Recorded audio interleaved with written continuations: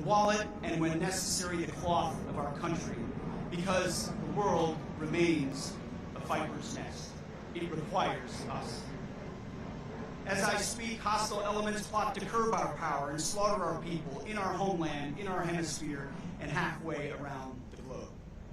Not everyone needs to wear a uniform, but some of us do. That is our profession and our promise to this nation. In closing, a reading from Scripture, Romans chapter 5, verses 3 through 4. We rejoice in our sufferings, knowing that suffering produces endurance, endurance produces character, and character produces hope. On this day, 24 years ago, we suffered. In the years since, we have endured. Our service and sacrifice have forged our character, and today we stand in hope for the future of our great nation. The young soldiers who take the oath give me hope. The young cops who wear the badge give me hope. The young firefighters who answer the call give me hope. The young agents who patrol our border give me hope. The life, example, and even death of Christ follower and American patriot Charlie Kirk give me hope. Sheer courage, no matter the arena. Charlie, we love you. We know that you have heard the Lord's words. Well done, good and faithful servant.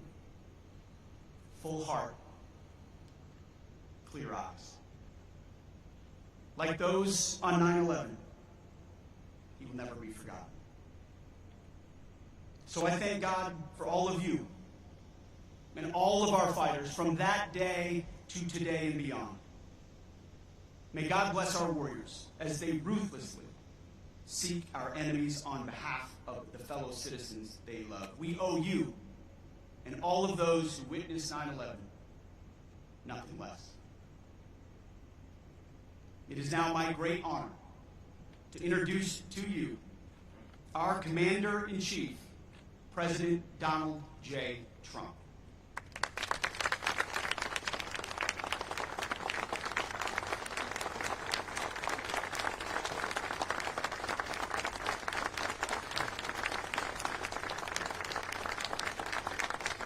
Thank you very much. Thank you very much. Before we begin, let me express the horror and grief so many Americans at the heinous assassination of Charlie Kirk have felt. Charlie was a giant of his generation, a champion of liberty, and an inspiration to millions and millions of people. Our prayers are with his wonderful wife, Eric, and his beautiful children. Fantastic people they are. We miss him greatly, yet I have no doubt that Charlie's voice and the courage he put into the hearts of countless people, especially young people, will live on. I'm pleased to announce that I will soon be awarding Charlie Kirk posthumously the Presidential Medal of Freedom. The date of the ceremony will be announced, and I can only guarantee you one thing, that we will have a very big crowd. Very, very big. Thank you, my fellow Americans. 84 years ago, this morning, the banks of the Potomac were filled with the clamor of construction workers who broke ground on the building, now known as the Pentagon, on September 11th, 1941. At the time, it was the biggest building ever built. From that moment forward, this structure stood as a monument to American strength, power, and cherished American freedom. Exactly 6 decades later, on September 11th, 2001, those same walls, built with the sweat and muscle, blood of our parents and grandparents, were scarred by flame and shaken by terror as our country came face to face with pure evil. On that fateful day, savage monsters attacked the very symbols of our civilization. Yet here in Virginia and in New York and in the skies over Pennsylvania, Americans did not hesitate. They stood on their feet and they showed the world that we will never yield, we will never bend, we will never give up, and our great American flag will never, ever fail. That terrible morning 24 years ago, time itself stood still. The laughter of school children fell silent. The rush of our traffic came to an absolute halt. And for 2,977 innocent souls and their families, the entire world came crashing down so suddenly. In the quarter of a century since those acts of mass murder, 9/11 family members have felt the weight of missed birthdays and empty bedrooms, journals left unfinished, and dreams left unfulfilled. To every member that still feels a void every day of your lives, the First Lady and I unite with you in sorrow. And today, as one nation, we renew our sacred vow that we will never forget September 11th, 2001. Amid the horror of that morning, some used cell phones and office lines whispered their final words to those who mattered most. They whispered indeed. At 8:59 a.m. aboard United Flight 175, Brian Sweeney called his wife Julie. He told her, "Do good, go have good times. I totally love you. I'll see you again. I'll meet you up there." 4 minutes later, his plane hit the south tower of the World Trade Center. At 9:12 a.m. aboard American Airlines Flight 77, Renee May called her mom. Just the day before, Renee had learned that she was 7 weeks pregnant, but she never got the chance to share the news. She simply said, "I love you, Mom." 25 minutes later, Renee's plane struck the Pentagon. So violent a strike it was. At 9:53 a.m. aboard United Flight 93, Elizabeth Wayneo called her stepmom. They're getting ready to break into the cockpit. What do? I love you so much. They're going to break in. 10 minutes later, Flight 93 ended in the hallowed field near Shanksville, Pennsylvania. At 10:25 a.m., Tom McGinnis was trapped on the 92nd floor of the North Tower when he told his wonderful wife, Elena, on the phone, "There are people jumping from the floors above us. If we get out of here, it'll be a total miracle. I love you, darling. Take care of Caitlin, beautiful daughter." 3 minutes later, the tower fell.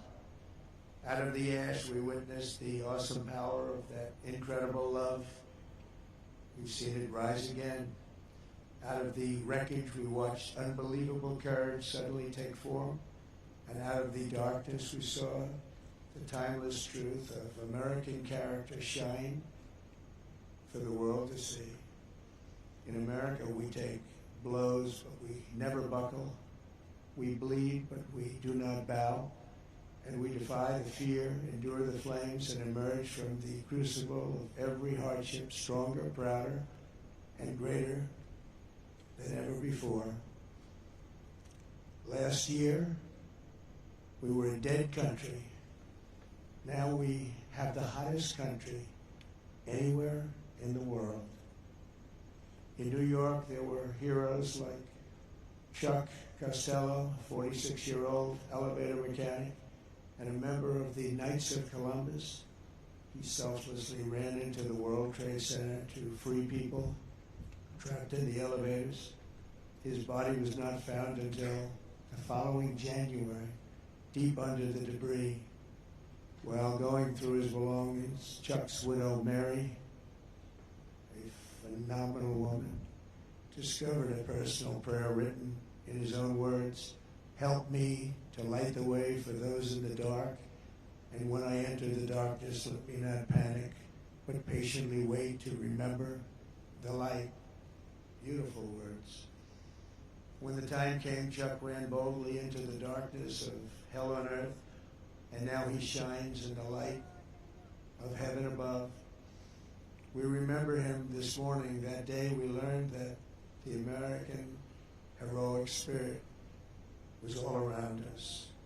We saw it in the police officers, the great firefighters, the service members here at the Pentagon, and in the hearts of every American who answered history's call.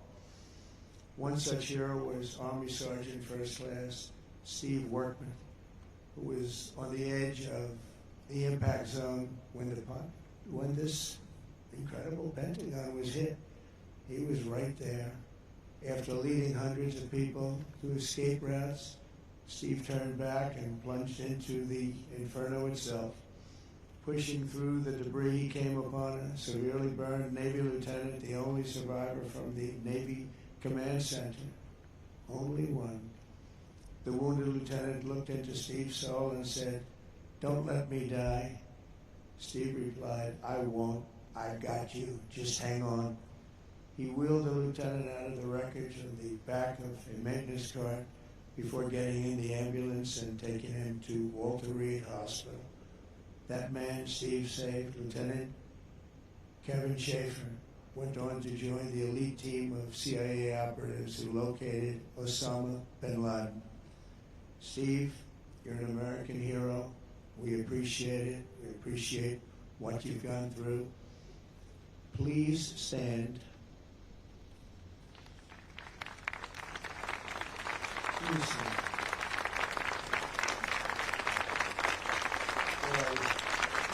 Good-looking man. A good-looking guy. You remember that day. You remember that day. Good. Thank you very much, Steve. That was something. That was something.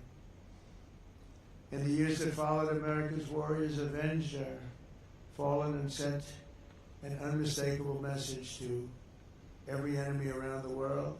If you attack the United States of America, we will hunt you down and we will find you. Go all over this sometimes magnificent earth. We will crush you without mercy and we will triumph without question. That's why we named the former Department of Defense the Department of War. It will be different. We won the First World War. We won the Second World War. We won everything before that and in between. And then we decided to change the name. Well, now we have it back to where we all wanted. Everybody wanted it. Everybody is so happy to have it back. You will fail and America will win, win, win. The enemy will always fail. 24 years have passed since that Tuesday morning in September, and an entire generation of Americans have come of age in a totally different world. While they cannot remember the agony of that day, they are carrying on the legacy of those who lost. Around 8:30 a.m. on the morning of the attacks, Army Lieutenant Colonel Kip Taylor sent an email to his friends and family describing the joys of fatherhood and his excitement for the upcoming birth of his unborn son. He wrote, "After you have kids, there are days that you just get going and you say, 'Hi, honey, I'm home.' What we do until that moment pales in comparison, but just that little statement, 'Hi, honey,' so American, so beautiful." But that's really the point of it all, isn't it? An hour after he sent that email, Flight 77 flew into Colonel Taylor's Pentagon office and claimed the life of a very proud father and true patriot. 6 weeks later, on October 25th, 2001, Colonel Taylor's son, Luke, was born. Luke then tragically lost his mom to cancer when he was just 2 years old, leaving him to be raised by his father's brother. As a young boy, Luke asked his uncle about the folded flag on the bookshelf, and when he learned about his dad's decades of devotion to the Army and horrors of September 11th. That's when he learned. Luke carried that memory with him and joined the ROTC as a college freshman. He graduated just last year, and I'm pleased to say he is with us today as a second lieutenant and doing very well. He's rising quickly in the infantry, preparing for Army Ranger School. The spitting image of his dad, they say. Luke says that every time he puts on a uniform, he feels connected to his father and to our country. But it was a father he never knew. Luke, your parents are together in heaven, and they could not be prouder of the man that they have produced. They produced you. Those two great people produced you. Luke, please stand.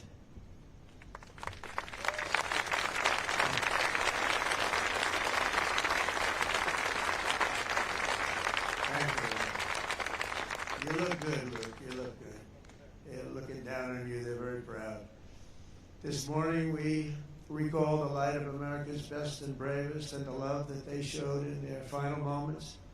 In their memory, we make a solemn pledge and a noble promise. We will honor always our great heroes. You are our heroes. There's a group of people that don't want to talk about our heroes, but we will always talk about our heroes. That's the way our country is, and that's the way the people feel. We will defend the nation they served, the values they upheld, and the freedom for which they died. We will support our troops, we will protect our families, and we will preserve the American way of life for every future generation. We will build taller, grow stronger, fight harder, and soar higher. And together we will go forward as one people with one heart, one faith, one flag, and one glorious destiny under Almighty God. May God bless the memories of those who died and the heroes who fought and the soldiers who still stand watch. May God bless the United States of America. Thank you very much. Thank you. Thank you.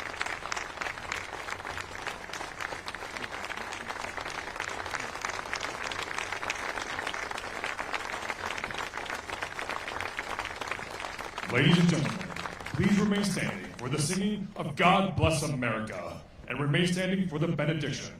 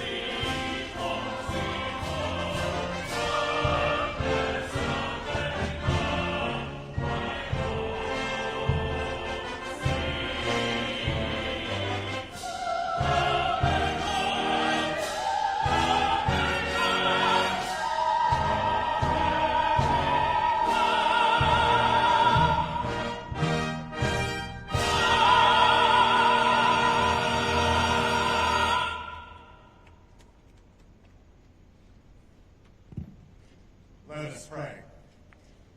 Almighty and merciful God, gratefully we acknowledge your presence with us this morning and implore your presence day by day. Grant peace for those who grieve, wisdom for those who lead, and courage for those standing the watch for our nation. We implore your blessing, not asking you to conform to our will, but that you would align us with yours. Now may the Lord bless us and keep us. May the Lord make his face shine upon us and be gracious unto us. May the Lord lift up his countenance upon us and give us peace. Amen.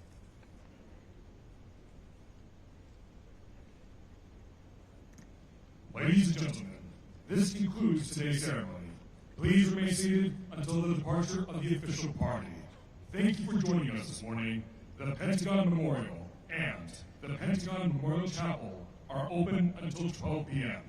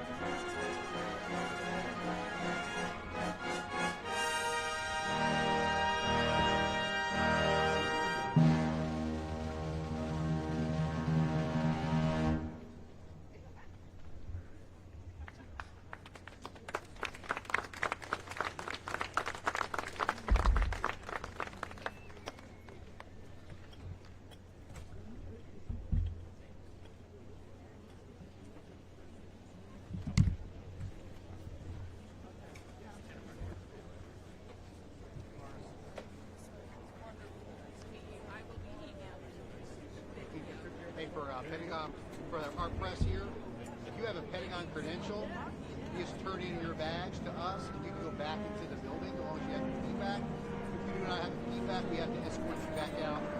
And the commander and I will take you back out to where we came in. Is that good to go? Huh? You have a feedback? No, you guys are not staying in. I'd like to go to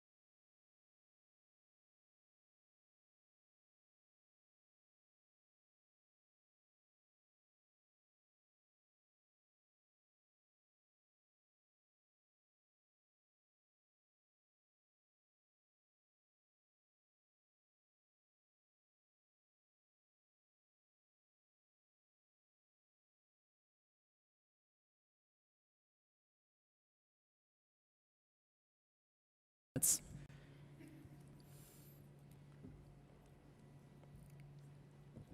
Thank you, Madam Mayor. Please understand we could barely hear you in the microphone. Do you say I have 2 minutes or 3 minutes? Sir, you have 3 minutes. Thank you. Also, earlier couldn't hear you. Can you tell me what items were pulled for individual consideration? Sir, it was item number 7. Okay, very good. Thank you. Okay, Madam Mayor, other members of the council, for the record, my name is Jack M. Finger. 1 or 2 items I wish to bring to your attention on today's agenda. Item number 22 is about what you call affordable housing. I call it welfare housing because basically people are who are not going to be paying their full amount of their rentals. Who makes up the difference? We, the taxpayers, make that up. Yeah, and item number 22 deals with an apartments over in District 6, Mr. Galvan. That's your area, Teasel Road area. In fact, I looked at the backup documents. I noticed that the area median income, people who are going to be allowed to move into this, if they only make the amount of money of only about, say, 30%, 50%, or even only 60% of people who in that area, what their incomes are. If you make less than that, you got a free pass. You can move into those apartments for a much smaller amount, and that's Teasel Road. And you see, and we're going to be shelling out, well, nearly $4 million on that, our tax dollars on that, sir. You know, I don't know if you are concerned about it, but whether people in your area want to know that welfare recipients are going to be living right next to them in Teasel Road, but I think you may want to take a closer look at that there, sir. Big concern. Other items I wish to bring to your attention on this part of the agenda.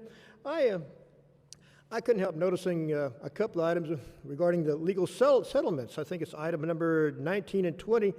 They both had almost the exact same wording on it. I was a little confused until I talked with one of your city attorneys about this, and they said, no, Jack, it is 2 different settlements, and 2 different people were riding in the same car at the time when they were hit by some city employee there, you see. So I said, well, okay, it almost looks like some lawyers trying to horn in on the action here, you know. I mean, you can understand that, you know. But also, why does if a city employee is responsible for this, I usually ask, well, does the city employee ever get punished for this? I mean, after all, he's requiring us to shell out our money on it. And if he wasn't guilty of this, didn't go to court, well, this still gets on his record. And what is he supposed to do? I mean, what he or she is supposed to do? Have this on their record for the rest of their life, even though they weren't guilty of anything? You know, yeah, I think something is wrong here, and y'all need to relook at that there. Thank you.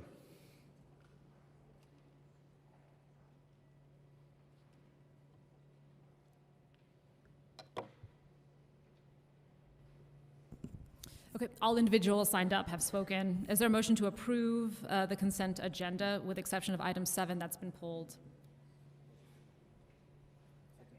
Okay. It is moved and seconded to approve the consent agenda minus item 7. Council members, are there any highlights or questions about the consent agenda? Excuse me? Okay. Go ahead. Thank you, Mayor. I wanted to highlight an item of appointing Sandy Millman Ramirez to the San Antonio DCCA's Commission. And what a perfect day to do so while we're kicking off Hispanic Heritage Month. Sandy's here with us today. Sandy, would you please mind coming to the podium? Sandy Millman Ramirez is a District 7 resident and has spent most of her life in San Antonio, growing up right near Woodlawn Lake and graduating from Trinity University.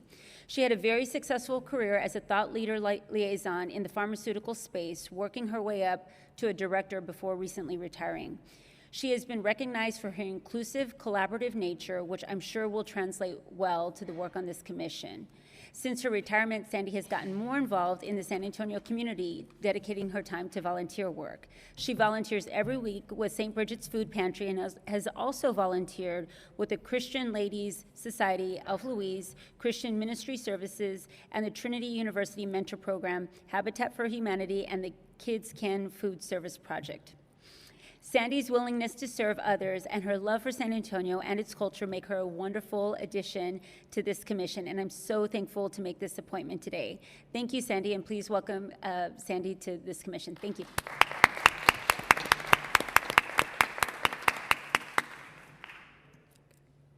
Chair Kaur. Thank you, Mayor. I'm excited to highlight 3 folks that I get to appoint to commissions today. So Carla Grugiolo, Jean Russell, and Melanie Menendez-Gonzalez, if y'all will please stand.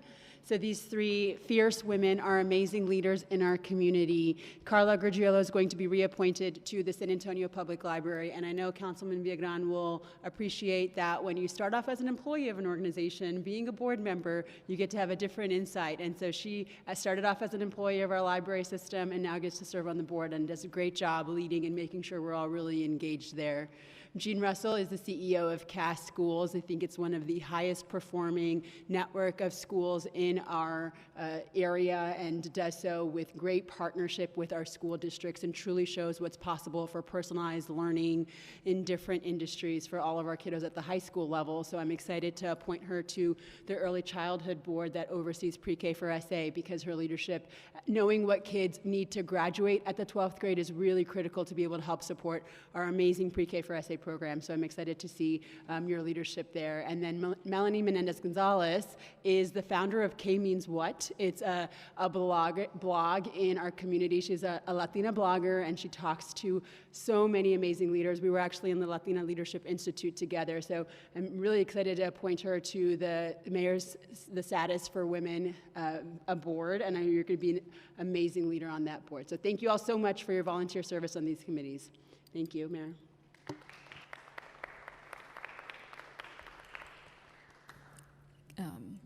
Chair Viagran.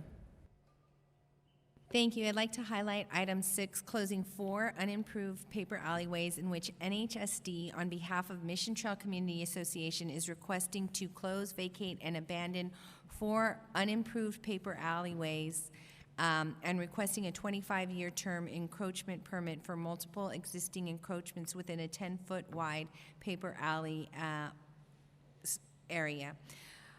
If approved, the closures will be incorporated with adjacent properties, and the encroachments will be legally permitted, allowing for Mission Trail Community Association, which will provide utility repairs and replacement street paving, lighting, and fencing improvements. And they're all doing this with the help of Rock USA. This was part of our SHIP goals to bring more diversity to our affordable housing. I want to thank the team that made that happen. I see Veronica and Ian here.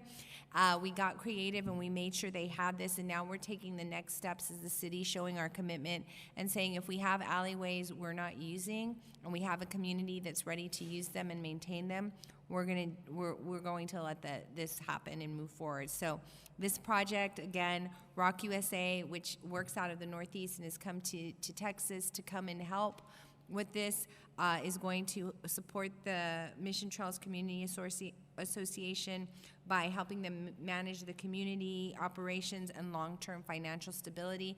And this is just a win. So I wanted to highlight that because we know we've been talking alleyways this budget session, and this is one way we can use our ability to kind of give that back to the community and make sure that we have the community taking care of it. Thank you, Mayor.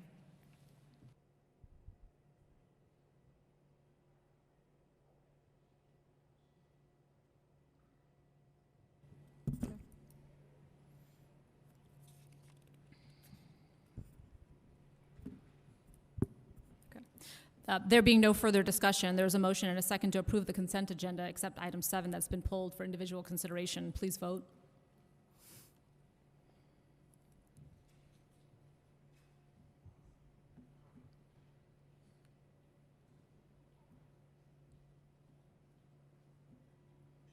Okay. The motion carries. We'll get started with item 4.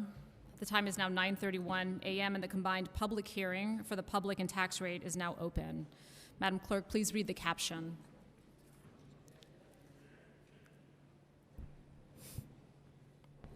Item 4 is a public hearing on the city's 2025 ad valorem tax rate for the fiscal year 2026 proposed budget and the fiscal year 2026 proposed budget.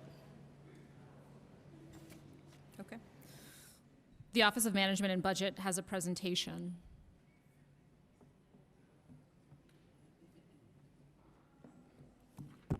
Good morning, Mayor and City Council. My name is Justina Tate. I'm the Budget Director for the City of San Antonio. Today, I will provide a brief presentation for the public hearing.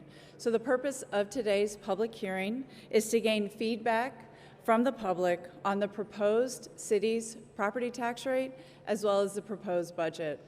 Today is the second of 2 public hearings that have been held. Our first public hearing was on September 3rd, last Wednesday, and today is the second one.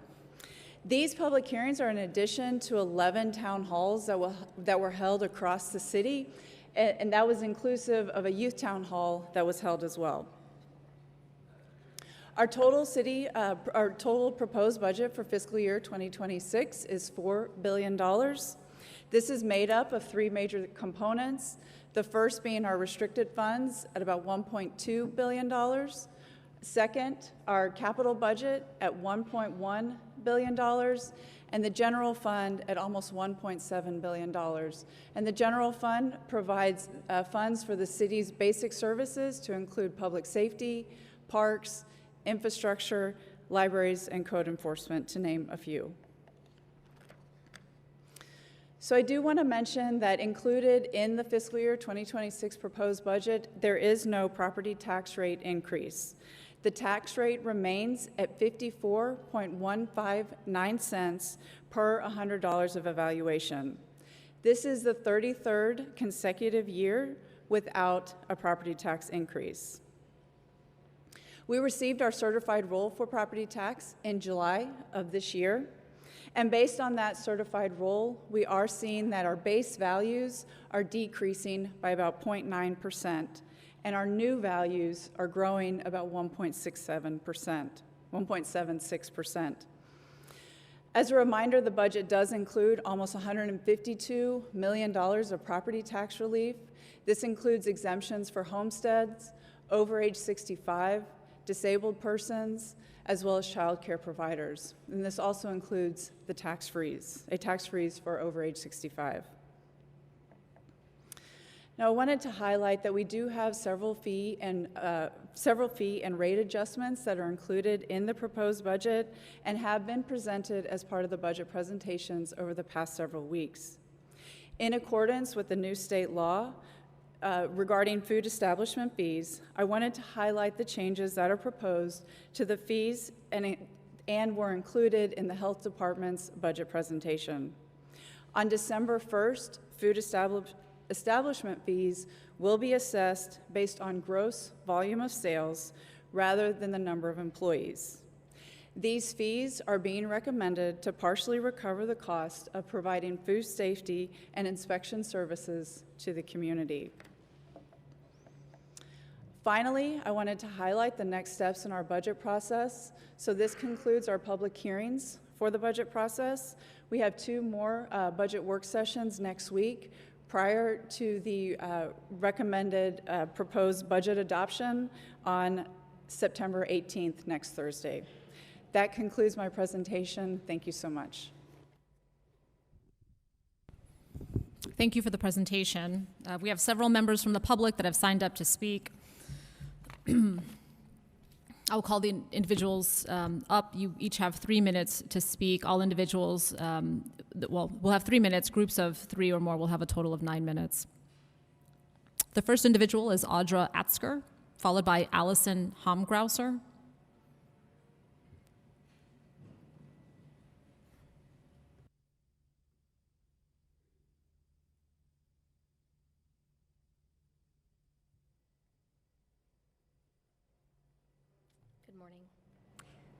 My name is Allison Homgrauser. This is Audra Atzker. We are here on behalf of an organization, and we're wanting to combine our time. That's fine. Go ahead. Thank you. Good morning.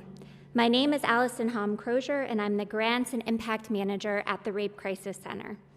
As RCC marks 50 years of service to the San Antonio community, we are renewing our commitment to provide comprehensive, trauma-informed services for survivors of sexual violence and their families, including crisis intervention and basic needs assistance, advocacy and case management, and counseling. RCC is grateful for our longstanding partnership with the Department of Human Services, and over the years, city funding has helped to sustain and grow our advocacy program. I'm here today to share RCC's concerns about the impact of decreased funding on essential services for survivors. Before I took my current role at RCC, I spent years as a part-time advocate and volunteer, sometimes sitting beside a survivor past midnight before catching a few hours of sleep and then heading to my full-time job in early childhood education. I endured the late nights because I could clearly see and feel the difference it makes when survivors are heard, believed, and respected. During their early interactions with survivors, advocates offer options and empower our clients and their families to make well-informed decisions while building relationships that lead to further engagement with services.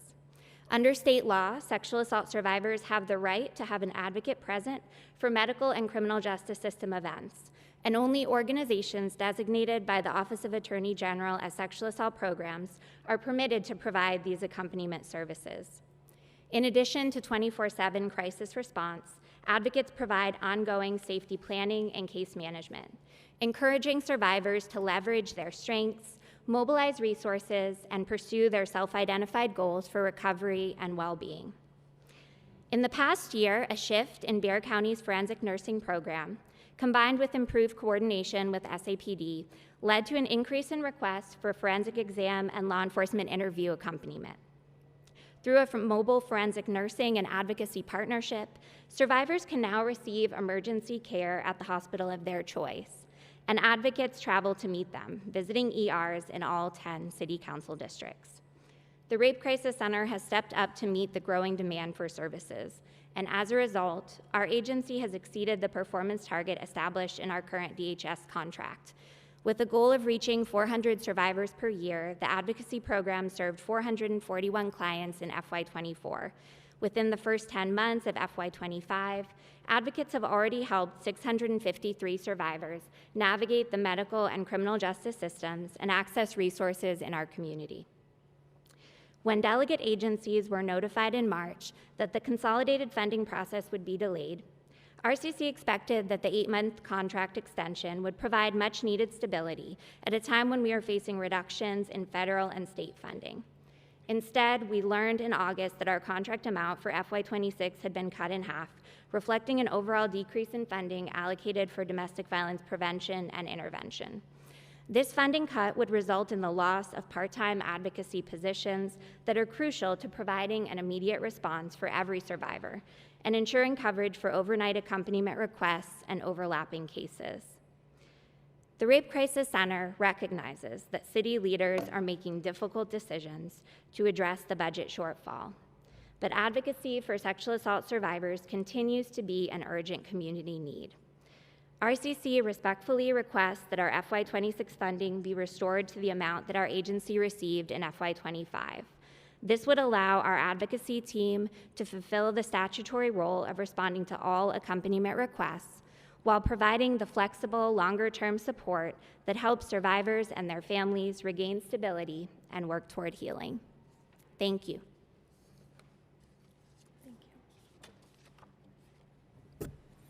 Thank you. Kayla Carter, followed by John Bachman. You each have 3 minutes.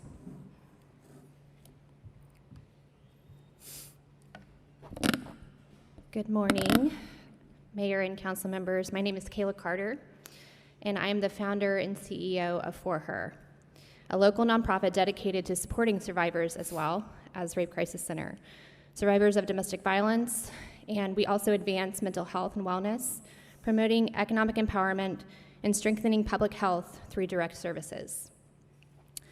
For Her currently holds a 2-year contract with the city's Department of Human Services, providing $137,971 annually to serve our San Antonio residents across all districts.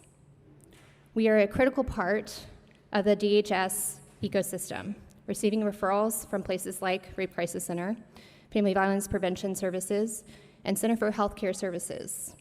This is why we were incredibly shocked to learn that our contract was not renewed in fiscal year 26, despite receiving written confirmation earlier this year from the contract management staff that we could anticipate an extension through May of 2026. Seems like that's a trend. When I sought clarification, DHS informed me that our funding sources were ARPA dollars, ending in September 30th, 2025. While I understand ARPA's limits, this explanation directly conflicts with the city's earlier reassurances. Relying on those assurances, we budgeted accordingly. This contract represents a significant portion of our operating budget as a small nonprofit, covering staff salaries and contractors who deliver these essential services, like individual counseling and group support for survivors.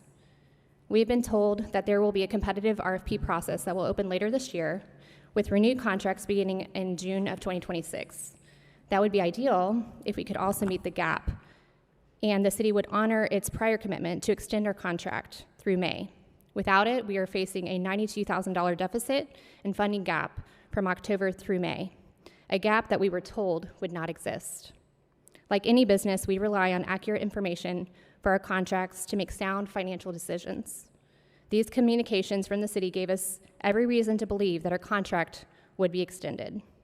Today, we respectfully ask for the city to uphold its commitment to allocating that $92,000 to extend our contract through May of 2026. This is not only about funding, it is about trust, it is about accountability, it is ensuring the care for all of San Antonio's residents who count on us and rely on our support. Thank you for your time and your thoughtful consideration as we finalize the budget decisions. Thank you. John Bachman, followed by Molly S. Okay. Molly S. Followed by Jack Finger. Okay.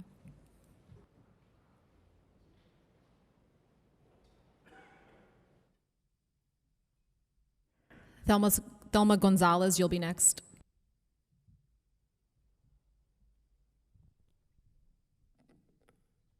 Madam Mayor, other members of our illustrious San Antonio City Council, for the record, my name is Jack M. Finger.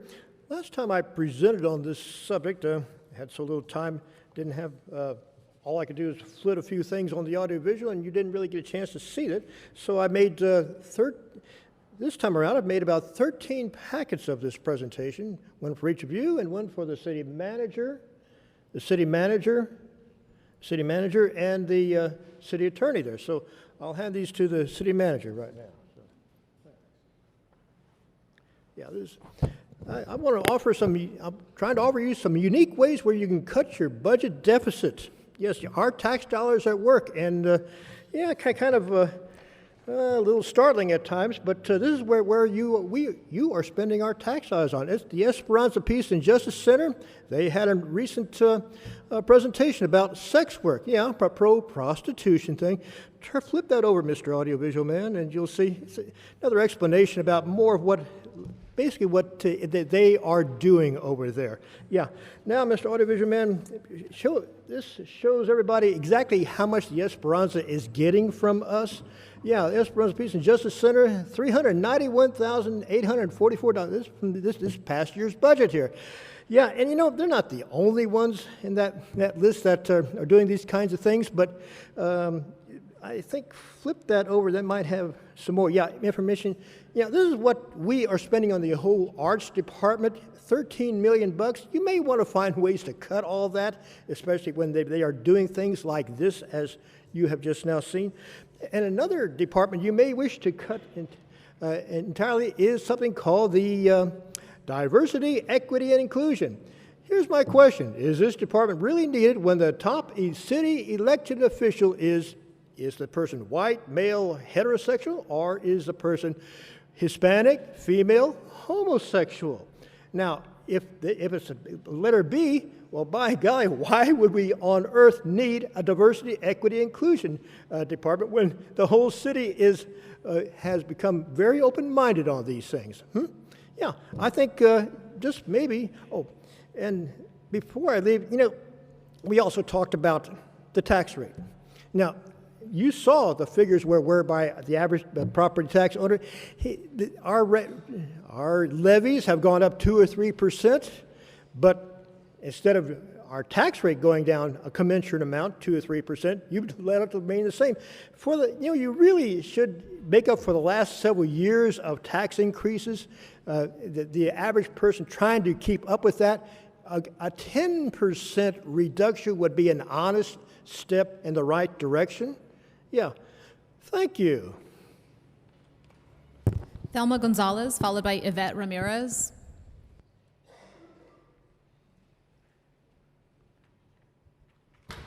Good morning. My name is Thelma Gonzalez, and I'm the treasurer of the San Antonio Farmers Market Plaza Association. I'd like to pass my time over to the president, Yvette Ramirez. Good morning, Mayor and Council. I'm happy to be here today to follow the grito that's coming to Market Square. It's very well needed, and we really appreciate having that annually at Market Square. We're here today on behalf of the tenants, employees, and small business owners at Historic Market Square to ask for immediate relief for through August of 2026. The Department of Center City Development has informed the businesses that they have secured a contractor for this long overdue HVAC system that will be placed in the Farmers Market building.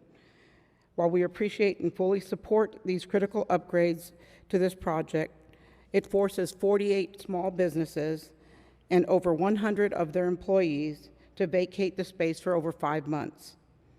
This disruption will compound financial losses and displace more than 100 employees who will have to seek unemployment compensation just to survive.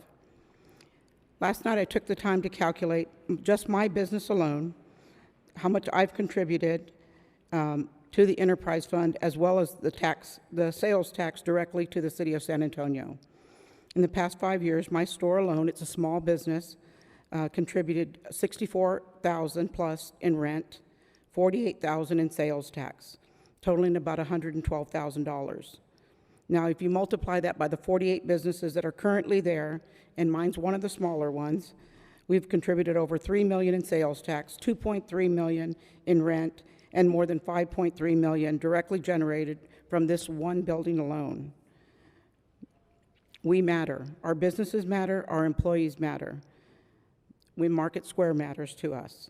We respectfully ask the city to continue the construction mitigation grant program and to develop a comprehensive written plan in partnership with CCDO and the Economic Development to help us weather the storm. Without relief, many of these businesses will fail. Market Square is a cornerstone of San Antonio culture, history, and tourism. Supporting these small businesses and their employees during this difficult transition will demonstrate to the citizens of San Antonio that not only the city invests in the future through projects like Marvel, but it also honors the past. Supporting us through this transition isn't about survival. It's an investment in San Antonio's heritage, its economy, and its future. I thank you very much for giving us this time and listening to our plea here, and hoping that we will have your support in the future. Thank you. Molly S., I see, has entered.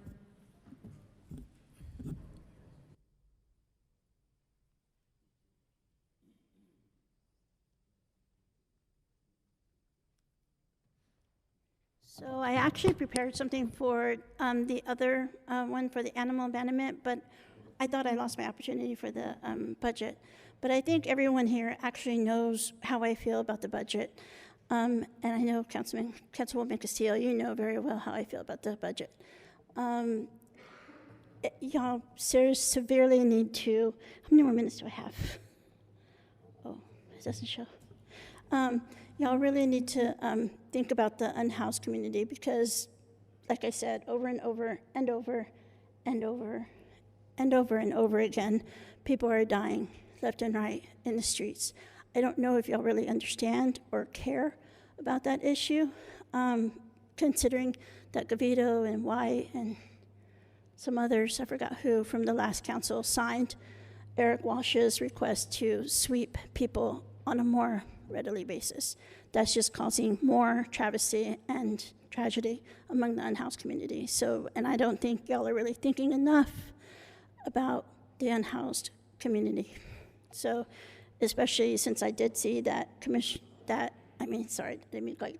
City Manager Walsh is proposing to do another 1,800 sweeps of people. So can you please reconsider that and take that out of the budget? Because sweeping does not result in helping the unhoused community unless your goal is to actually let them die. Then I guess your goal is met. Thank you.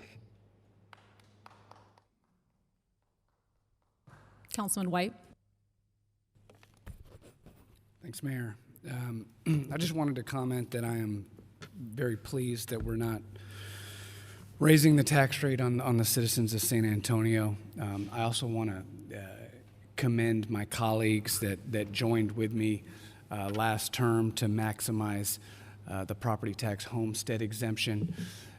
Our people pay too much in taxes already, and anything that we can do to lessen the tax burden on them, we need to continue to do. We've all know we've got a budget deficit here, but we do not have a revenue problem here. This is a spending problem. City of San Antonio spends too much money in areas where we should not be spending it. And so I hope that as this body continues to move forward and look at ways that we can improve our city, that we won't consider any options that place additional financial burden on the citizens of San Antonio. All individuals signed up to speak have spoken. The City Council will formally consider and adopt the FY 2026 budget and vote on the proposed tax rate for tax year 2025 at its meeting on Thursday, September 18th, September 18th, which begins at 9 a.m. and will be held in the council chamber. Having heard all comments from those persons wishing to speak on this item, the public hearing is now closed. The time is now 9:54 a.m. Okay. We will now move on to council discussion.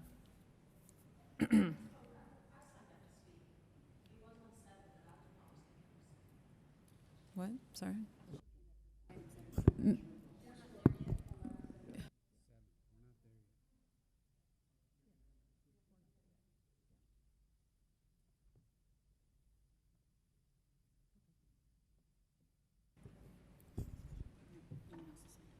Okay. As no other council members have signed up to speak, this item is for briefing only, so no action will be taken. Item number 7 was pulled by Councilmember Aldrete Gavito for individual consideration. Madam Clerk, please read the caption. Item number 7 is an ordinance amending Chapter 5 of the City Code entitled Animals to prohibit the abandonment of animals. Okay. Is there a motion and a second for approval so we may begin discussion? So move. Second. It has been moved and seconded to approve item number 7. Would Council Member Aldrete Gavito like a staff presentation? I'm good. Do y'all need a staff presentation? I do. Okay. Yeah.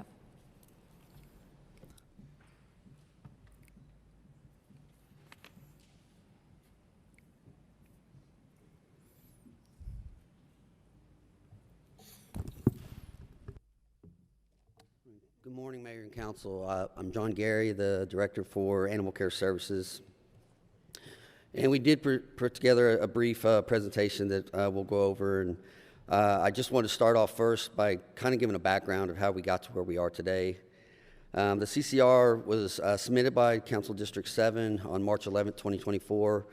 When it was initially done, the goal of the CCR was to formalize San Antonio as a bird sanctuary, to bar the capture, killing, shooting, trapping, removal, or relocation of birds by untrained, unlicensed individuals. And then there was 2 other options that were put forth as well in the CCR. One was allowing ACS to humanely capture, remove, and relocate peafowl or other exotic birds only after taking community input into account, whereas the benefits of a relocation outweigh the cost to a sanctuary or rescue within city limits.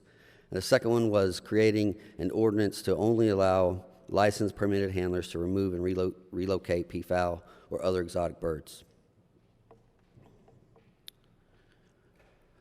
The CCR was then presented to governance on April 12, 2024, and then again presented to Public Safety Committee on September 17, 2024. The CCR was also presented for public input. District 7 and ACS hosted town hall on February 25th, 2025 to gather feedback from the residents of those impacted neighborhoods where the peafowl are prevalent. And then ACS also presented the issue to our Animal Care Services Advisory Board on March 19th, 2025. CCR was presented again to the Public Safety Committee on April 15th, 2025, presented a proposal to conduct a population count, establish peafowl management plan, and to promote coexistence with peafowl in the impacted neighborhoods. And then also a Chapter 5 update to prohibit releasing of peafowl within the city. During this process, it was recommended by myself, the director, to include all animals and not just peafowl in this ordinance. So the proposed ordinance, as it was proposed today, is abandonment of non-livestock and livestock animals, excluding uncaptured wild living creatures, is a violation of Texas Penal Code, and depending on the circumstances, is a Class A misdemeanor, state jail felony, or felony of the 3rd degree. So currently, by state law, abandonment is illegal. This B section, which is the new section, it shall be a violation of this code for a person to intentionally know anywhere in the city that has been trapped and within a person's control and possession, except if the person is trapping and releasing the animals is authorized by section of this chapter or by state law. A violation of this subsection is punishable as described in 521. 521 is our schedule of basically our fees for our ordinances, for our offenses in our ordinance. Minimal fine of $500 and a maximum of $2,000 for the first offense. Second offense is a minimum of $1,000 and a maximum of $2,000. And third and subsequent offenses are $2,000.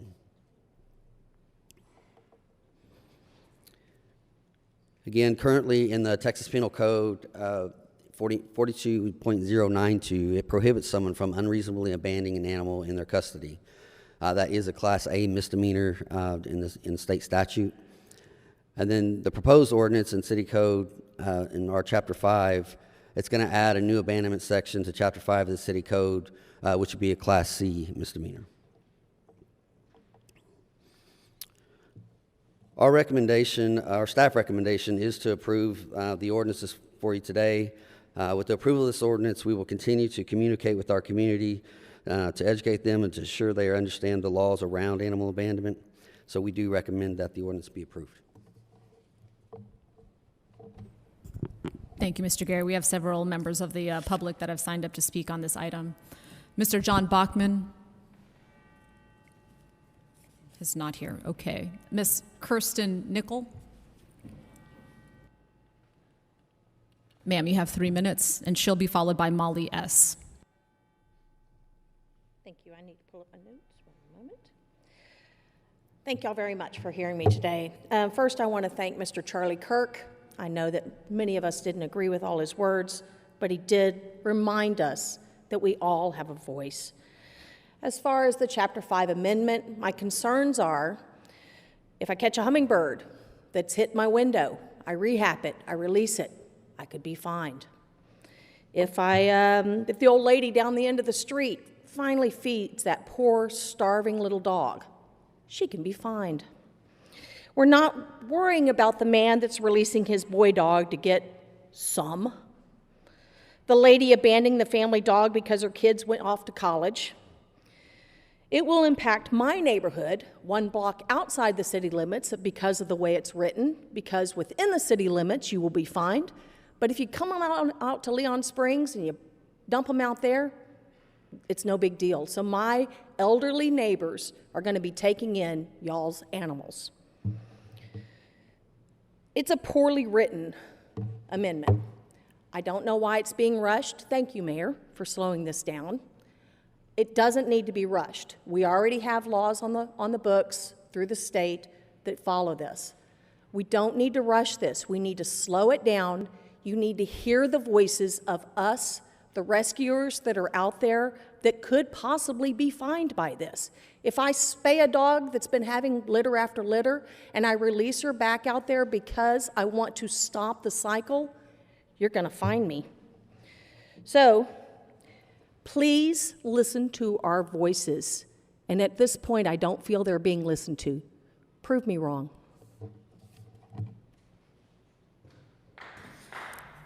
Molly S., followed by Jack Finger. Hi. This item of finding people on abandoned animals, thank you, Mayor, for pulling it from last week's agenda. The council would have once again voted on prematurely on an ordinance that would do nothing to bring resolve to our dog crisis or animal crisis. We already have a state intense law, like the young lady said, and as I understand, that doesn't deter people from being an ass and abandoning their pets. It doesn't. ACS and 311 agents are the real culprits, the real causes of our current dog crisis, along with illegal dog backyard breeders and people who are unfortunately too irresponsible or unfortunately unable to care properly for a dog or cat. In addition to ACS making it too darn easy to adopt a dog, they also have these surrender dog fees.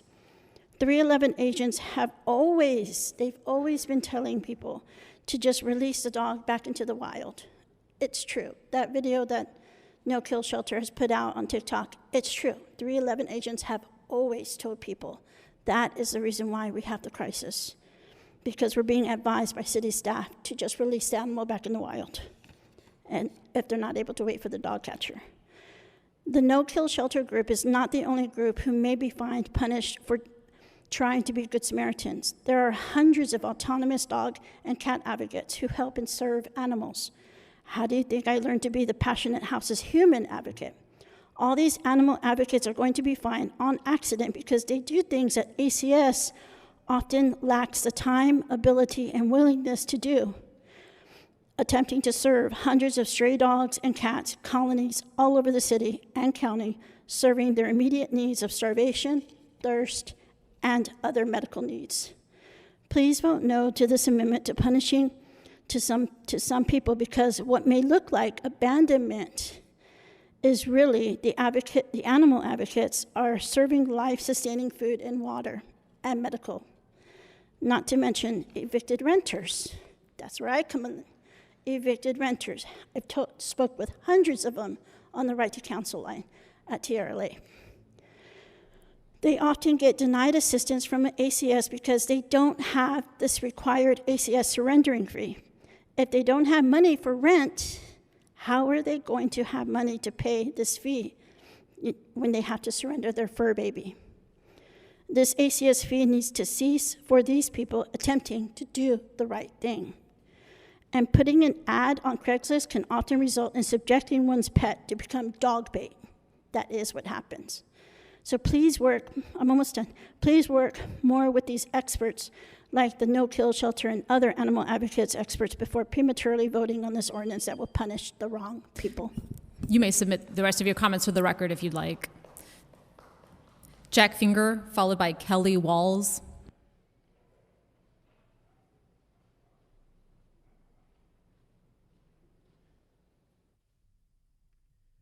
Madam Mayor, other members of the City Council, once again, my name is Jack M. Finger.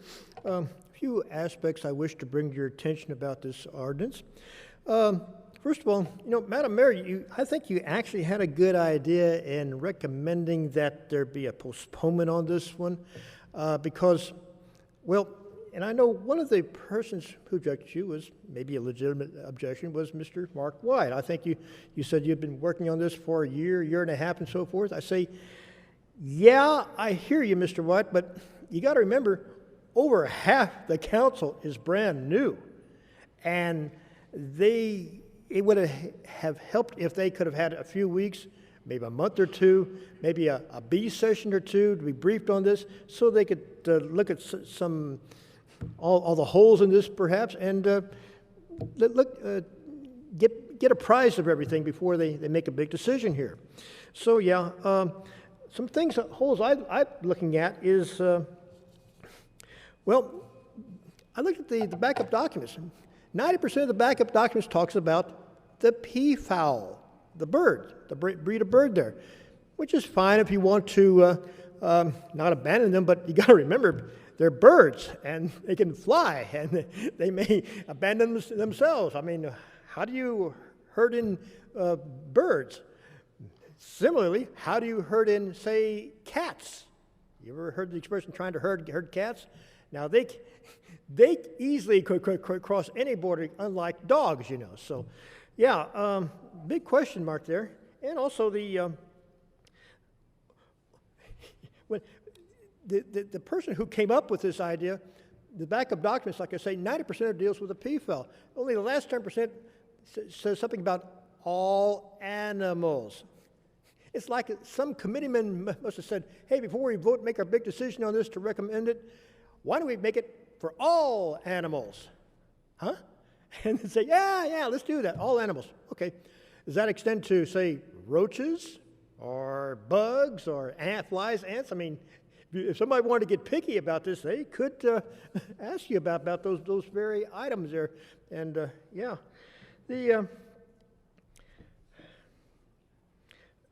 And like as mentioned earlier, what about the little lady who has, say, a big German Shepherd? She can't keep it anymore. What does she do with it? I mean, it's a legitimate question that may come up in some situations. Has this thing addressed all these little aspects that you're going to have some big problems with there? You may want to postpone it a little bit longer until you get solid answers on all this stuff. Thank you. Kelly Walls, followed by, actually, Kelly Walls is the final speaker on this item. Good morning. I'm Kelly Walls, and I've been an animal rescuer in San Antonio for the last 20 years. The inclusion of item 7 on today's agenda that proposes to amend Chapter 5 to prohibit the abandonment of animals signals that both City Council and City staff feel entitled to pass laws with zero substantial input. As Mr. John Gary admitted, this CCR was basically hijacked by ACS with no input from the general public. The CCR connected to this agenda item strictly dealt with protections for peafowl. At no time at all during the April 15 meeting in which the Public Safety Committee members voted to advance the CCR for council vote was any other animal mentioned. Yet somehow behind the scenes, additional language was included to address the trapping and abandonment of all animals. This amendment is so poorly written that it actually makes it more difficult to prosecute animal abandonment cases. Now, if this passes, you can only prosecute an individual if they are witnessed both trapping and abandoning the animal. So while this amendment would make it very easy to prosecute children who capture and release frogs and tadpoles at local parks, it will make it very difficult to prosecute individuals who abandon their dogs and cats. After working 20 years as a rescuer, I can assure you that owned pets typically are not captured before they're abandoned. Most cases of pet abandonment simply involve opening the front door and allowing a pet to leave, vacating an apartment or home and leaving the pet behind, or simply walking the pet into a park and leaving the pet behind. Because none of the pets in these particular scenarios were captured prior to the abandonment, the animal or the owner cannot be prosecuted under the ordinance. This amendment also penalizes Good Samaritans who find animals and are instructed by 311 or ACS to return the animals back to the street.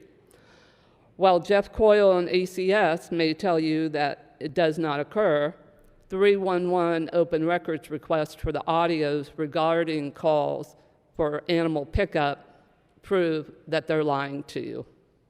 Please vote no on item number 7.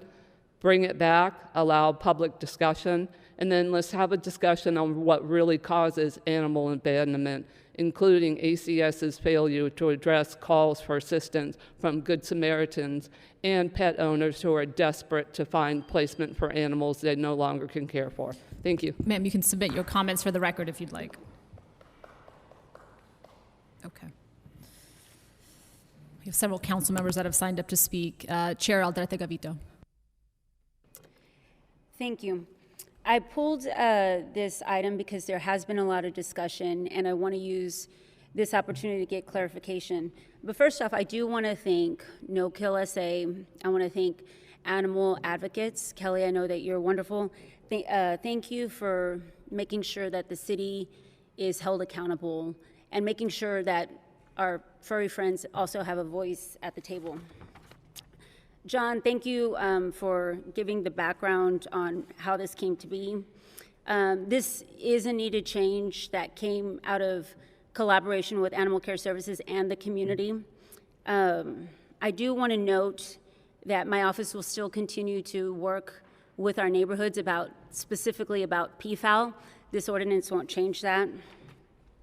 This ordinance is just one more step in the right direction of making San Antonio a safer place for animals. We do need to change the culture of animal ownership and the treatment of animals in our community. End of story. So with that, I do want to call up staff to clarify some things. John, where is John? I also thank you for clarifying that this ordinance will work in concert with state abandonment laws. We know that complementing the state laws, we know that this ordinance complements the state abandonment laws, so thank you for making that clear.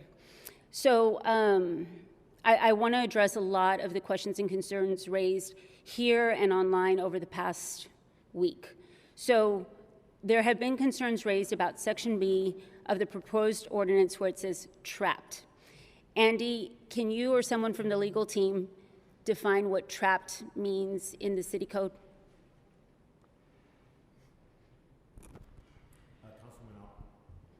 I'll ask Joe Nino to go up there and and provide some guidance in terms of what does trapped mean. Okay, thank you. Good afternoon, good morning. Joe Nino, City Attorney's Office. Trapped is basically has the general term that then you define it. It's an enclosure that traps an animal, for lack of a better word. So would using the word trapped in this ordinance require that for someone to be cited or convicted, they must have caught an animal with a physical trap? That's correct. Okay. So would this section apply to an instance where a little kid catches a frog or catches a bird, keeps it for a while, and then releases it back into the wild? When we talk about animals, we're talking more domesticated animals. I think it's easy to, under state law, the act of abandonment, an unreasonable abandonment is against state law right now. So this is just an extra tool that basically, like you indicated, initially started with PFAL and the trapping of PFAL and then moving to another location within the city. So the extra tool in here was the trapping aspect of it. Councilwoman, to give you a more specific answer, this does not apply to a 12-year-old releasing a frog from a jar. I appreciate that. Thank you, Andy and Joe. So in the act of TNR, trap, neuter, and return of feral cats, is that protected here? Yes, Councilwoman. It's clear in the ordinance that if they are trapping and then releasing legally, which our Chapter 5 does make it legal to release cats, then that would not fall under this ordinance. Perfect. And I'm glad because my cat, Meow Mix, is a community cat, and you can always tell because they have their little ear snips. So thank you for that. So by which ordinance or law do we know that trap and release of feral cats is protected? It's protected in Chapter 5, 5-154 is where in our Chapter 5. It's also protected in the State Penal Code under 42.092. Perfect, thank you. And I do also want to give a shout out to all the people, the animal advocates, hard work who do trap and release cats. I know that it's tough. And we thank you for your work. So what if someone has traps out and accidentally catches a raccoon or possum? Are they liable to be cited if they release it? No, they would not be. There's clear language in there that talks about recklessly releases, and so trapping a raccoon and then re-releasing it would not be falling under this ordinance as well. Okay, and so if someone wants to remove a wild animal from their property, like a raccoon, so they trap it, they are protected? Yes. And under what penal code? Again, under the state penal code for 42.092, there's protections there. The state does have their requirements, but they're responsible for enforcing. That's not something we enforce at the city level. Perfect. Is trap, neuter, and release TNR of dogs protected? No, there is no TNR of dogs currently in the city of San Antonio, and so no, it would not be. So why not? Well, dogs, unlike cats, can pose a danger. If you Right. if you release them back out, there's the potential that they pack up and can create a danger for our community. Perfect. That makes complete sense to me. There have also been reports that people have been told by Animal Care Services or 311 to put animals back where they found them, which would contradict to this proposed ordinance. So does ACS currently advise people who have found animals to put them back where they found them?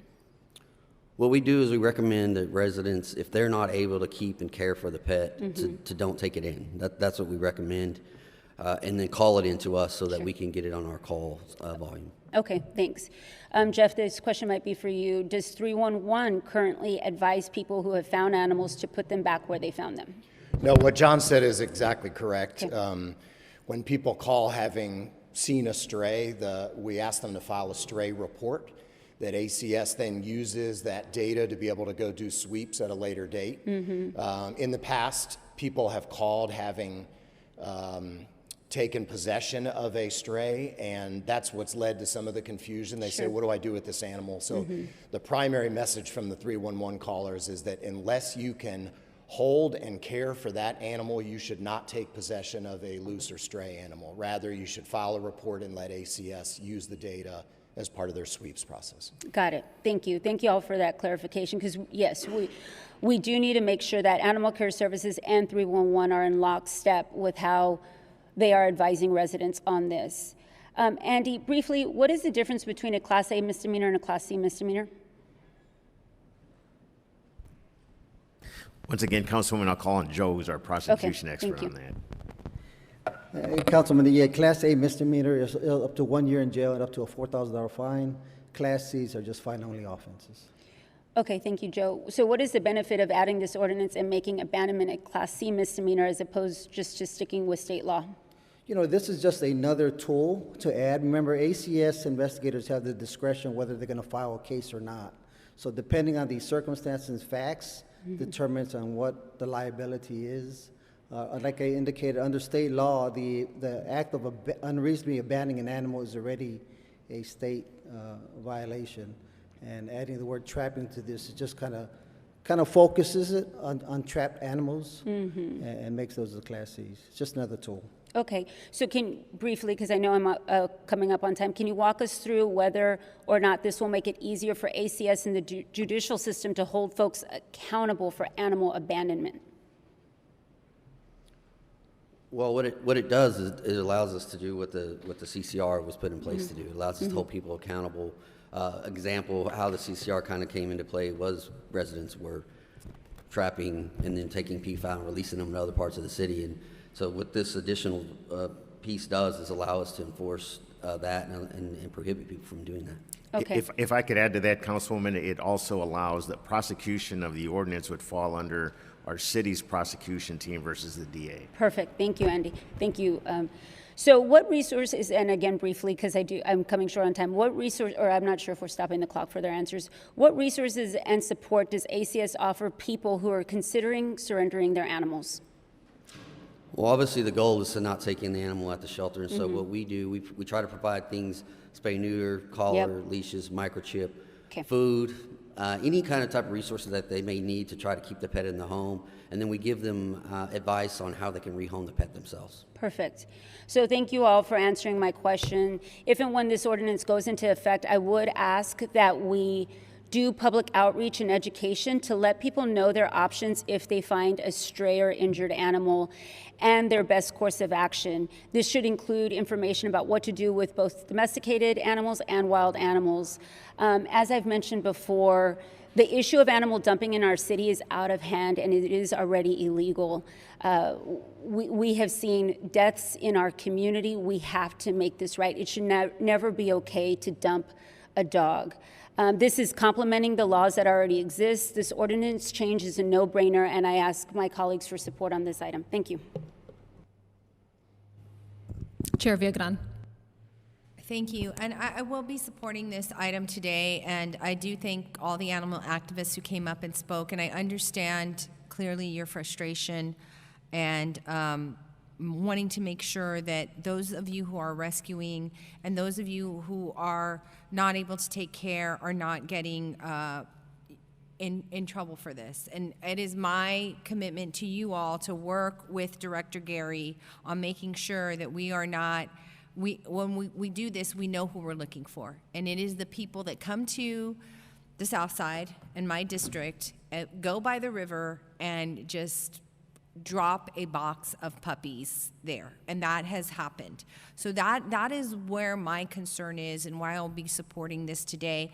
The other thing, this conversation that we're having, this process began with Mayor Castro and trying to make sure that we made people understand when you say hello, when you decide to adopt, you have a responsibility to find out and prepare yourself for when you have to say goodbye, whether that is rehoming the animal or having to put the animal down because they're suffering.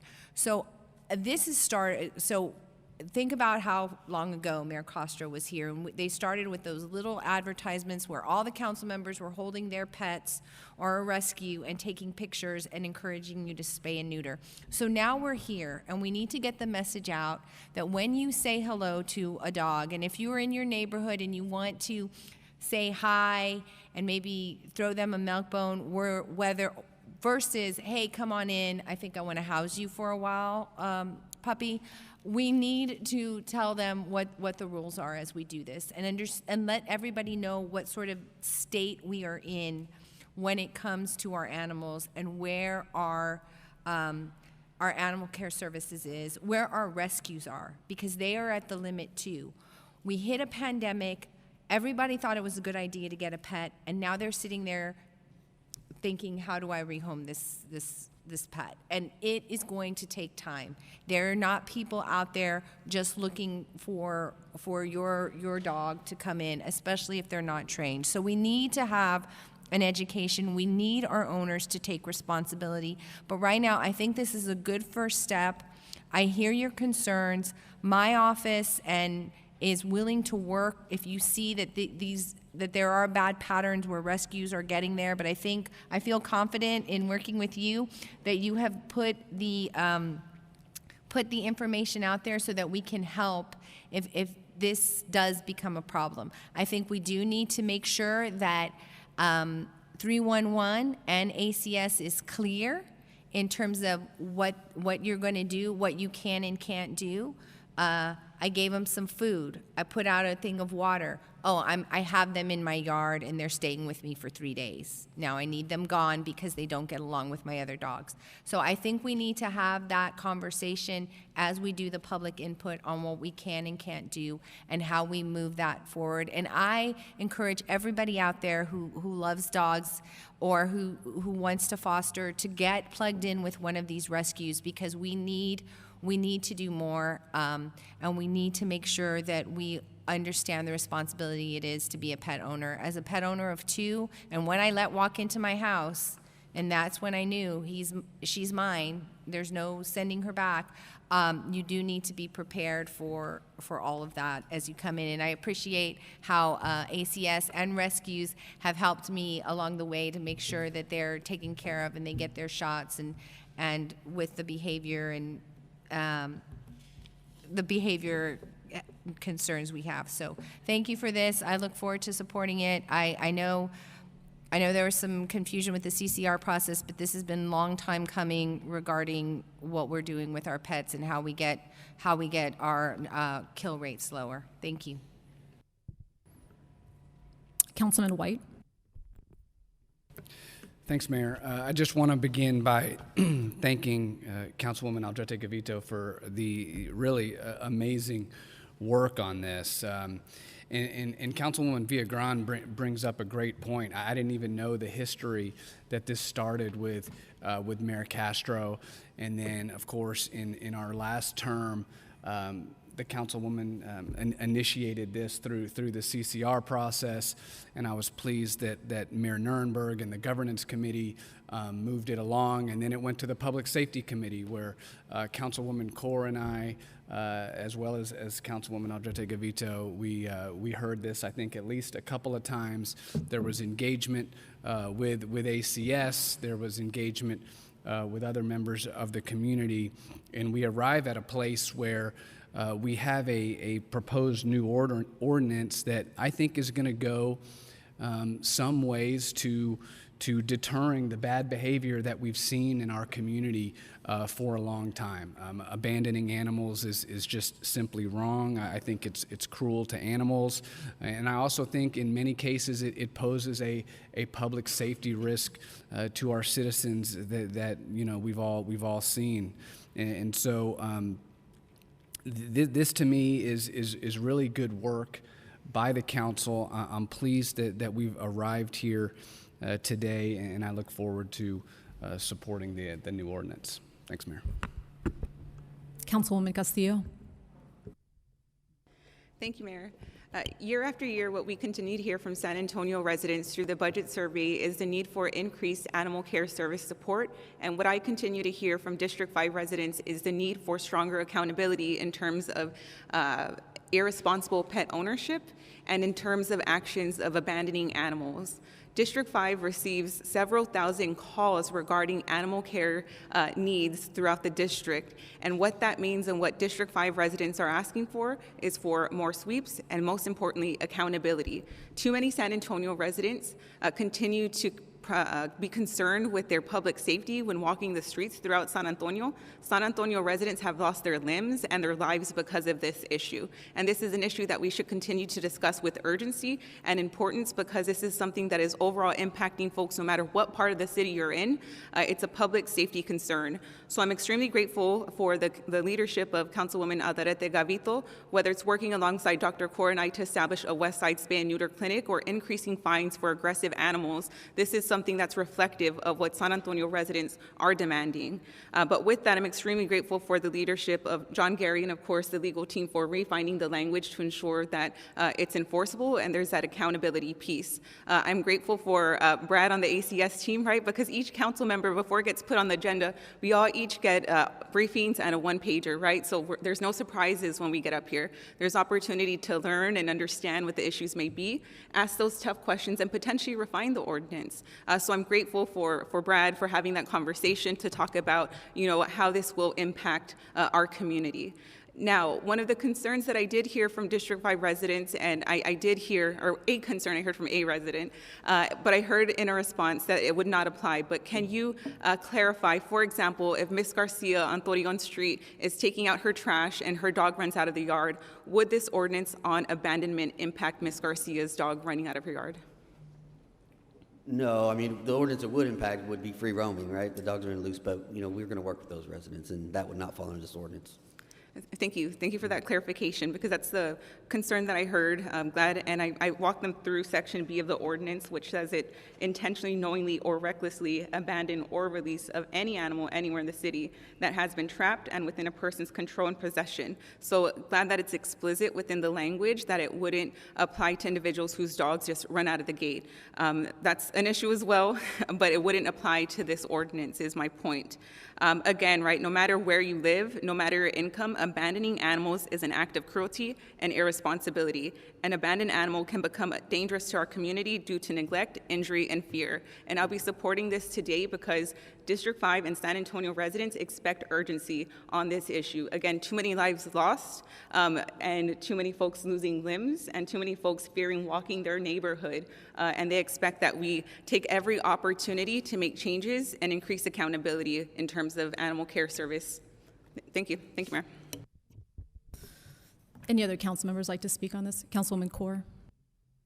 Thank you, Mayor. I just want to echo basically what Councilman Castillo just said, that thank you, Councilman, for your leadership, but I also want to thank John for your leadership. When we think about our major issues with ACS, we have to think both proactively and then also reactively as to issues that are happening. So proactively, like Councilman mentioned, making sure we're spaying and neutering more, making sure we're doing more education so our community knows what responsible pet ownership looks like, building those relationships with CASA that we've talked about with that CASA program. But then also, when there are issues, we do have to have consequences. And so this one actually addresses that. So I wanted to thank both of you all for your leadership. Thank you for taking a policy idea and making sure that it's more comprehensive, because that's what we need. You've been doing a great job since you've been over there.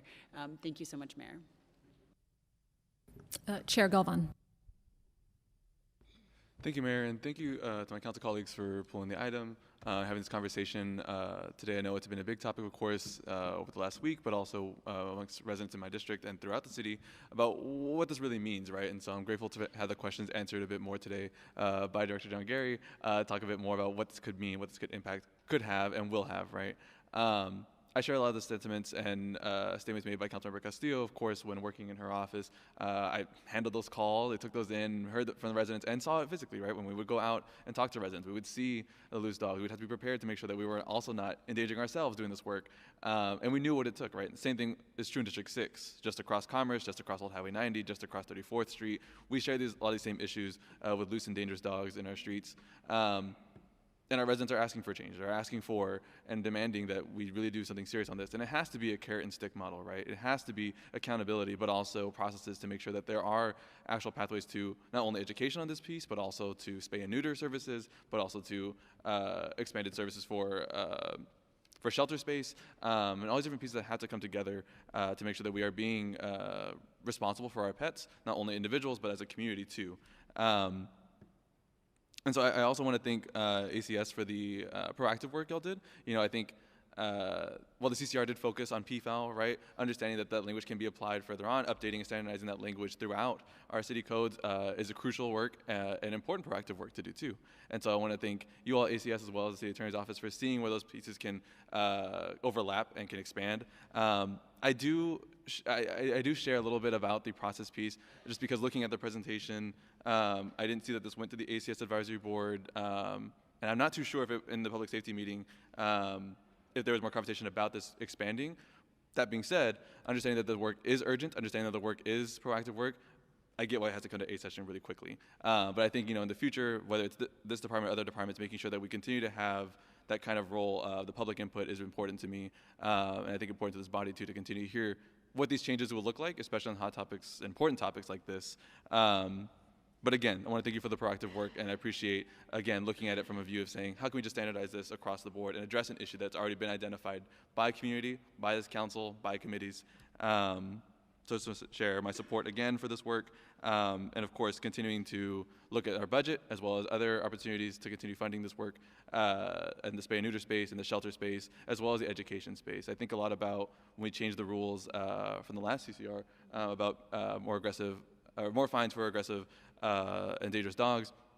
We went out there, right? The team in District 5 and I, we went out there when I was still a staff member into Loma Park when it was freezing cold, and we still talked to folks. I think, John Gary, that was one of your first weeks here in Senate, or here at the city, that we went out there and did that education, right? Not only to say, here's like the resources we have available for folks who have pets and maybe have not reached out for spay and neuter services or for food or shelter spaces for their, or outdoor shelter for their animals, but also, right, talking about here's a flyer with everything going on that we're changing, right? It's not going to affect you right this second, right? We just want to let you know beforehand because we know that this can impact somebody who may not know, who may not be used to these changes. And I think that same amount of effort has to go through with these kind of pieces, especially when it's such an important topic as animal care services, loose dogs, and all these different pieces here. So again, thank you for the work, and I'll be supporting this item. Thank you, Mayor. Has everyone who has spoken on this item spoken? Oh, who's interested in speaking? Okay, great. I've got a couple of questions, Andy, from a legal standpoint. What is the difference exactly between the state's clause of unreasonably abandoning and then how we have defined it to intentionally, knowingly, or recklessly abandon? What exactly is the difference in that? They're very similar, Mayor. Because you have a higher liability in the state law, probably you have a higher standard in terms of intentionality. But other than that, they're very similar. To clarify, you said the state standard is higher for intentionality? Correct. Can you clarify that? Because the state says unreasonable and ours specifically says intentionally.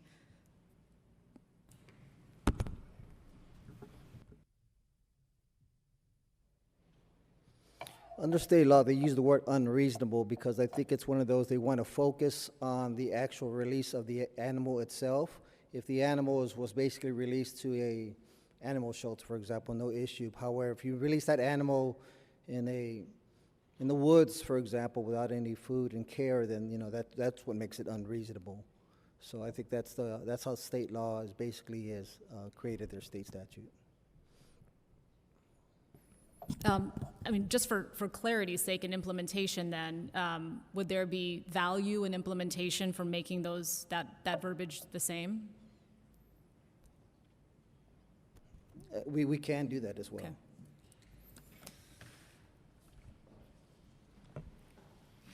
Mr. Gary.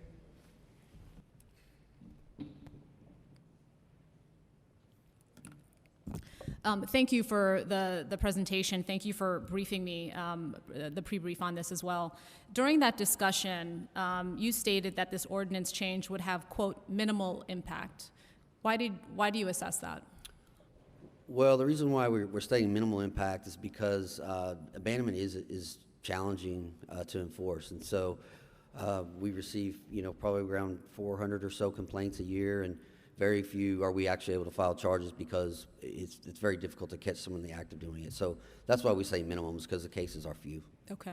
So with a minimal impact with the ordinance change, I guess just give folks a reference point. I mean, how many cases this year of abandonment were you able to pursue successfully?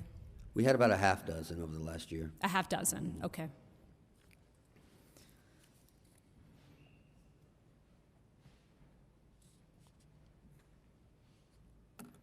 Mr. Gary, if we wanted to address some of the concerns that have been raised today during public comment, and to ensure we had at least one public hearing on this or public engagement with folks, how soon could you do something like that?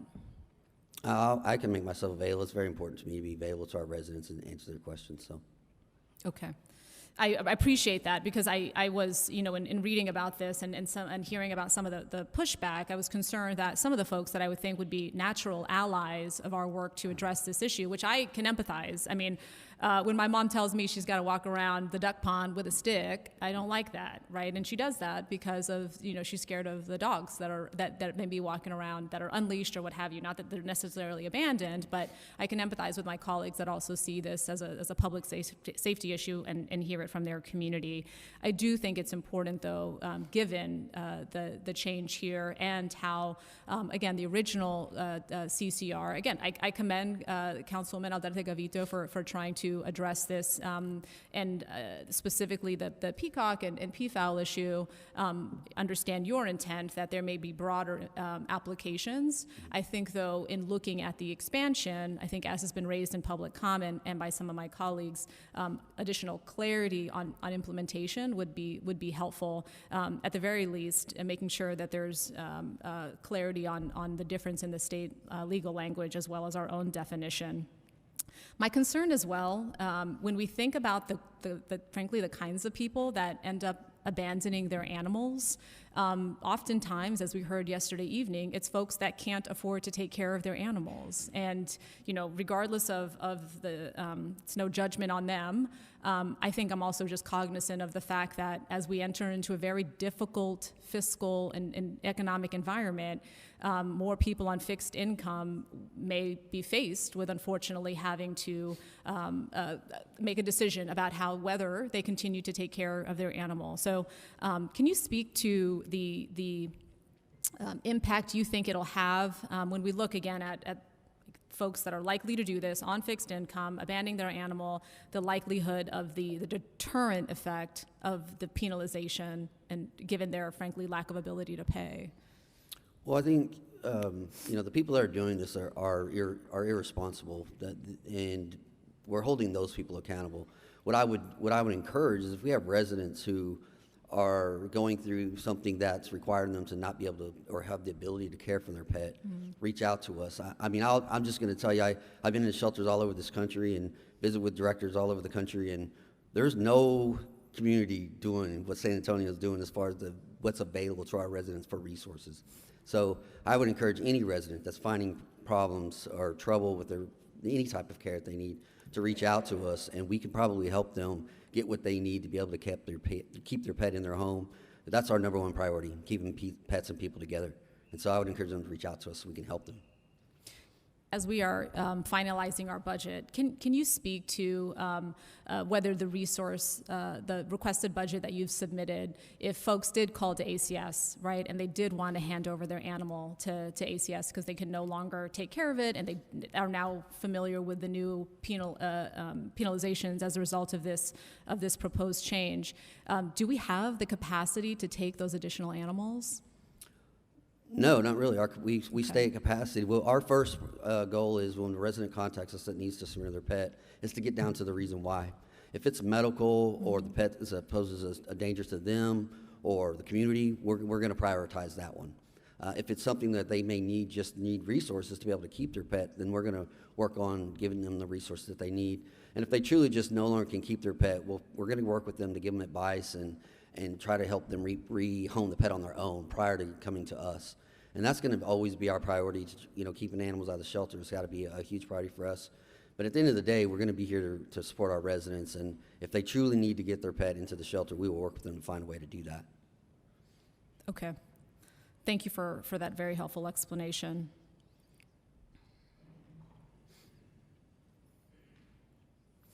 I'm thankful that the way in which you've also approached this process has helped underscore that we can do a lot of work directly with the staff. CCRs may sometimes be needed, as your example shows. They may not be, right? So I want to thank you for the ways in which you've made that point. Okay.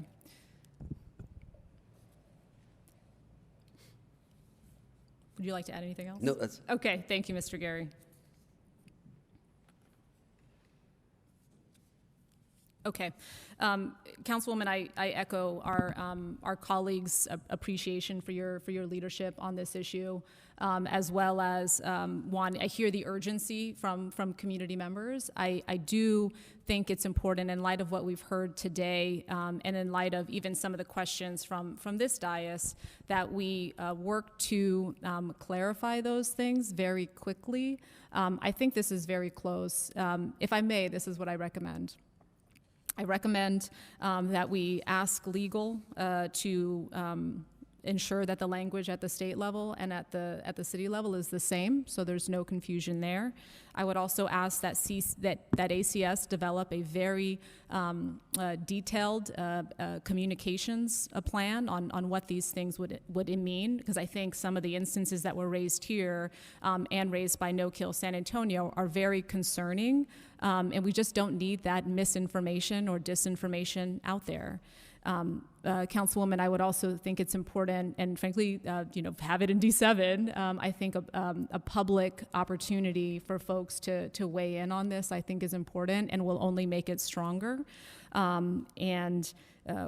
Once those things are complete, I think we can move on this very quickly.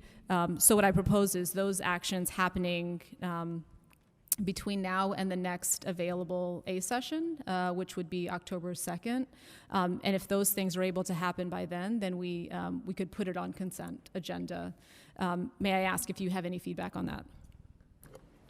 Thank you. I think we did clarify a lot of questions and concerns today, so thanks again for staff on clarifying that. I do also, in my last comments, talked about the importance of education and communication to our residents. I know that Councilwoman Terry Castillo talked about block walking. I mean, I think that's what this needs. So, we're good as is. Thank you. To clarify, you'd like no public input on this ordinance change? Just to clarify. Yeah. Okay. There was public input on this, and we've all received feedback from our residents about this. We can't delay on this issue any longer. Dog and abandoning animals are a problem here. Thank you.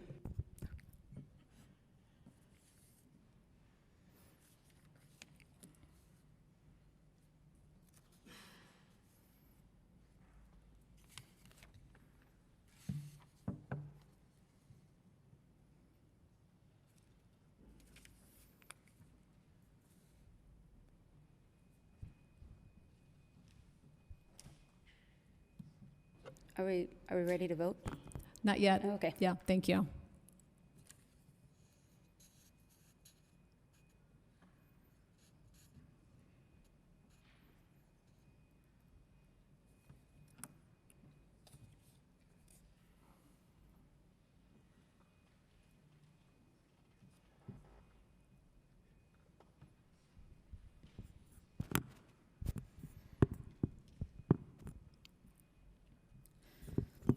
Again, I can appreciate my colleagues' willingness to lead on this issue. I think implementation and how we do things is just as important as the idea, because again, it could be counterproductive as some of those in our community that really should be our strongest allies on them, and their strong opposition to this ordinance as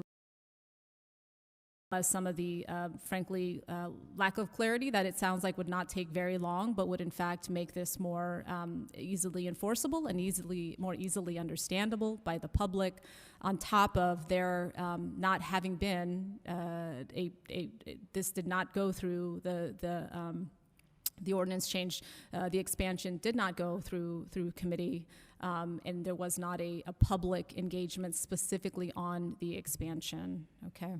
I understand my colleagues would like to move forward on this though, as written.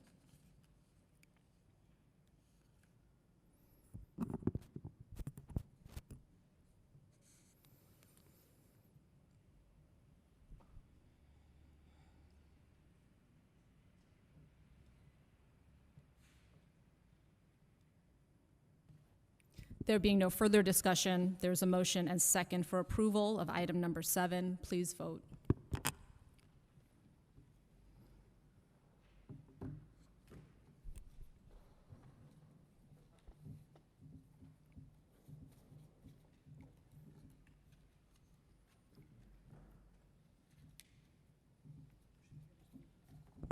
The motion carries.